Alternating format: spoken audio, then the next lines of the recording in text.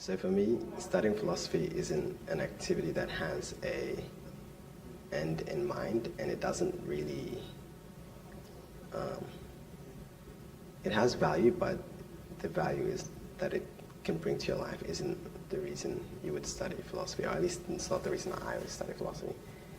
For me, there's just a curiosity, like a burning curiosity. It's almost like a restlessness that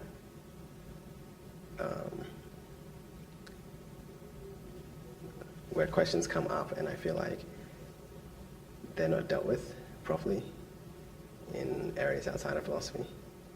And that's what attracts me to philosophy the most. This sounds really difficult because there are a lot of philosophers that I like, and everybody interested in philosophy will always like different philosophers for different reasons. And the philosopher, so most of the time, say somebody will study or get into philosophy through one specific thinker. For me, that was probably David Hume, because of his radical skepticism, and he's the chief empiricist. He's like the most well-developed empiricist probably in the early moderns or modern period. So yeah, I really liked him for just a lot of reasons I can't go into. But then every time I started reading other philosophers, now I have a handful of favorites, and they are like the biggest names. So I really like Nietzsche, and I really like Plato. And both of them for completely different reasons. So Nietzsche really sees into things. He's very perceptive, and he doesn't see things in the way that most other people see things. Plato, on the other hand, he is almost the establishment compared to Nietzsche, or just in the contemporary way it's taught, but I don't think that's actually very accurate. Anyway, the thing about Plato is he is the most inspiring. He was really, he could have been the first utopian thinker, and it's even funny to say that about him because he was anti-democracy, but at the same time he was radically egalitarian. And like other thinkers, so say Aristotle defends slavery, but Plato is completely against it. And he deals with a lot of problems that people that are really connected to the real world, and people don't really see that. So yeah, he's a really human figure. Like for instance, people will paint Plato as some guy whose head is in the clouds and he's thinking about forms and like ideal types and stuff like that. But Plato,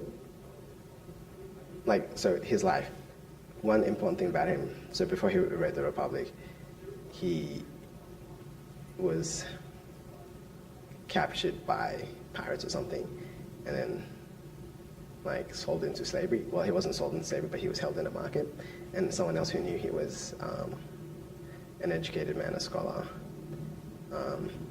paid his fee, and that changed his life, that changed his way of thinking, and then he started seeing the problems around him in the world, and that's like I would say, I don't know what the consensus is, but I would say that would be a strong push towards his utopian vision. But yeah, apart from that, Plato teaches us how to think, like just the way we even conceive of questions, what's appropriate to ask, what's not appropriate to ask, how we frame our questions, really do come from him, and how we proceed. I don't think that I really do. I don't think anybody actually does. I mean, sometimes, like say, I really like Nietzsche, but then if you try to incorporate what he says directly, you'd be a pretty bizarre person. Like, for instance, I think he says the butchered and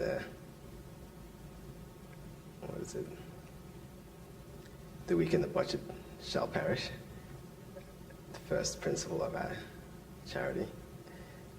And one should help them to it. So it seems like he's advocating anybody who's weak or downtrodden, we should just wipe away and kill. It's bizarre, right? So, no. But I guess that's one example. Someone you could apply, say the Stoics you could apply. Aristotle you can apply. In fact, Aristotle's ethics are really, really fruitful, like really productive ethics that I would say almost everybody could benefit from reading Aristotle.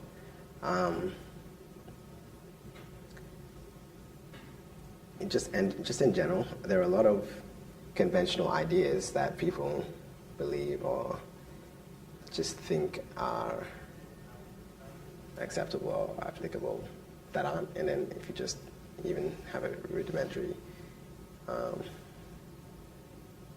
engagement with philosophy, you'll see that a lot of these things are just nonsense. So people who aren't philosophers, do they understand philosophy? Probably not, but and by that I don't mean like because those people don't think or something. It's just there's a language barrier that it's not ordinary. We don't do philosophy in ordinary language for the most part. Sometimes, I've seen a lot of times somebody who would have read a specific philosopher well, and then almost has no understanding of what that philosopher was about or what they mean. So, the question is, do some philosophers even understand philosophy? Yeah, it's a weird question. Good philosophers would.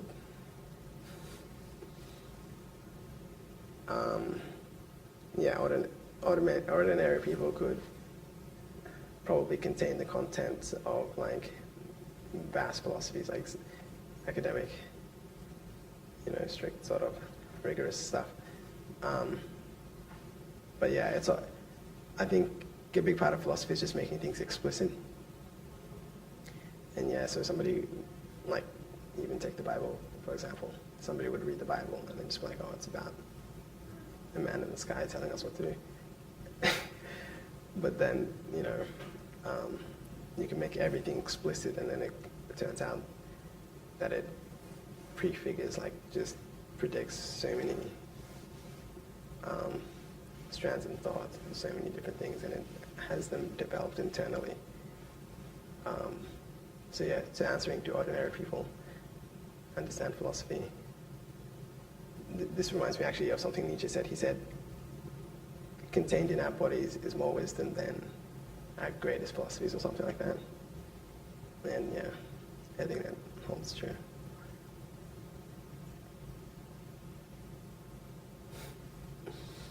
It's difficult. So conventional definition is a love of wisdom. Is that what we're doing when we're doing philosophy? What I see, just the most, like the bare bones thing that I see in every philosophy is that things are separated. So differences are found, and then classes and groups and categories are identified. And I think that's, if we don't want to introduce any sort of biases, like about philosophy having something to do with ontology, philosophy having something to do with ethics, philosophy having something to do with language, or having there's a lot of people think that, or want to say you can reduce everything that's done in philosophy to specific things. And I guess I did that in a sense, but what I'm speaking about is just the process, not like what the foundations of philosophy or anything.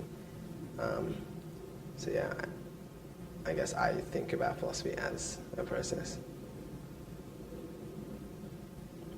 So why are that philosophy is a good way to do that. So why would philosophers be outcast or not be part of society? I think it's because outcasts often use philosophy. But yeah, I think it would be too much to say that that's what the very core of philosophy is, but it's definitely an interesting observation. The world won't be saved until kings are philosophers or philosophers are kings. Plato said that. I don't think that philosophy is that important. In fact, I honestly feel as though the reason that we have problems in the world probably because we misunderstand what our main drives and goals are.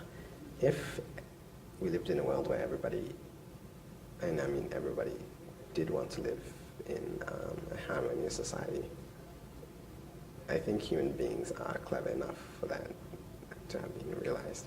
Because a lot of grand projects, like a lot of really grand projects, have been realized. I just think people have different interests, and a lot of the time, powerful people don't see a need for stuff like that. I think it's saving the world, those sort of ideas about humanitarianism or whatever. Those are convenient beliefs for people who, or convenient convictions for people who are downtrodden or suffering. Not to say that there's anything wrong with that. It's just, I think saving the world might not even require philosophy.